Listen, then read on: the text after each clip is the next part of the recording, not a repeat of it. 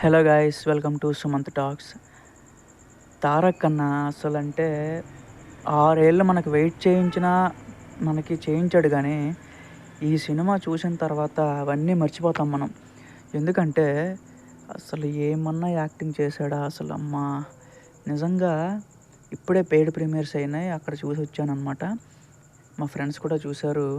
అయితే ఫస్టొచ్చేసి మనం main first thanks చెప్పుకోవాలి ఎవరికంటే తారక్ అన్నకే. ఎందుకంటే ఆ మాస్ ఇమేజ్‌కి చూస్తున్న 2 గంటల 47 నిమిషాలు అలాగ చూస్తూ ఉండిపోయామనమాట అసల తారక్ అన్నని. ప్రతి డైలాగ్ డెలివరీ, డాన్సులు అలాగే ఫైట్ సీక్వెన్సెస్‌లో అయితే ఇంటెన్సిటీ నెక్స్ట్ లెవెల్‌లో మెయింటైన్ చేశాడసలు నిజంగా. కొన్ని సీన్‌లో అయితే అసలు నిజంగా తారక్ అన్న ఇంతలా యాక్టింగ్ ఇంకా ఉందా? ఇంకా ఉందా? అన్నట్టు మనకనిపిస్తదనమాట. సో, తారక్ అన్న మాత్రం ఎక్కడా తగ్గలేదు గైస్. చాలా బాగా చేశాడు. అసలు నిజంగా అంతే ఆ అన్నకి మాత్రమే సాధ్యం అనమాట. ఇండియాలో one and only actor. Rajamouli గారు కూడా ఒకసారి చెప్పారు. ఇండియాలో మొత్తంలో తారక్ ఉండడం అది ఇండియా అదృష్టం అని చెప్పాడనమాట. అది నిజంగా 'దేవరా' మూవీ చూసిన తర్వాత అది నిజమే అనిపిస్తది. తర్వాత అనిరుద్ వచ్చేసప్పటికి మ్యూజిక్ అసలు నిజంగా నాకైతే నిజంగా అసలు మైండ్ పోయింది. 'తారక్ అన్న' యాక్టింగ్ ఒక లెవెల్ అయితే, అనిరుద్ మ్యూజిక్ ఇంకొక లెవెల్ అనమాట.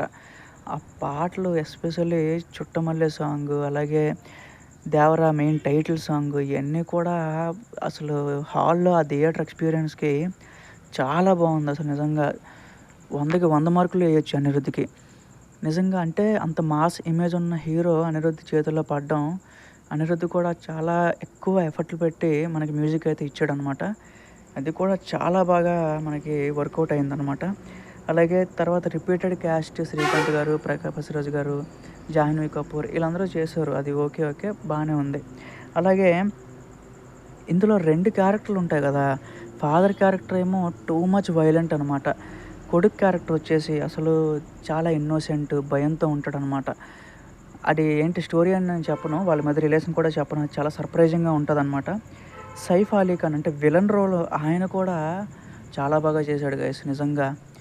అసలు అంటే నేను కూడా ఎక్స్‌పెక్ట్ చేయలేదు. తెలుగులో ఆల్రెడీ 'ఆదిపురుషులో' చేశారు.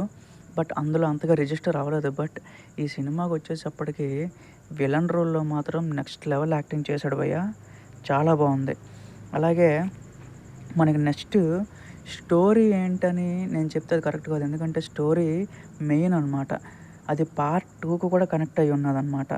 సో, ఇందులో మిగతా నార్మల్ సీక్వెన్సెస్, ఫైట్ సీక్వెన్సెస్ అలాగే డాన్సులు, కామెడీ కూడా ఉంది గైస్. గెటప్ సీను కొన్ని సీన్‌లలో కొన్ని కామెడీ అయితే కూడా చాలా బావుంది. అది కూడా లేదు తగ్గలేదు అని చెప్పలేదు. చాలా బావుంది. అలాగే ఒక క్యారెక్టర్ ఉంటది గైస్. క్లైమాక్స్‌లో వస్తదనమాట. తారక్ అన్న 2 రోల్‌లోనూ మనం చూసాం. ఫాదర్ క్యారెక్టర్ అలాగే కొడుకు క్యారెక్టర్. మూడో రోల్ కూడా ఉంటదనమాట. క్లైమాక్స్‌లో రివీల్ అవుతది. అది చూసి నిజంగా మెంటల్ అయిపోతారు ఫ్యాన్స్ మాత్రం. ఎందుకంటే అసలు ఎవ్వరు ఎక్స్‌పెక్ట్ చేయరు. అసల తారక్ అన్న క్యారెక్టర్ ఉందా అని కూడా అనిపిస్తది. అంత లెక్కల్లో అది ఇప్పటిదాకా అసలు ఎలా దాచారో కూడా తెలీదు.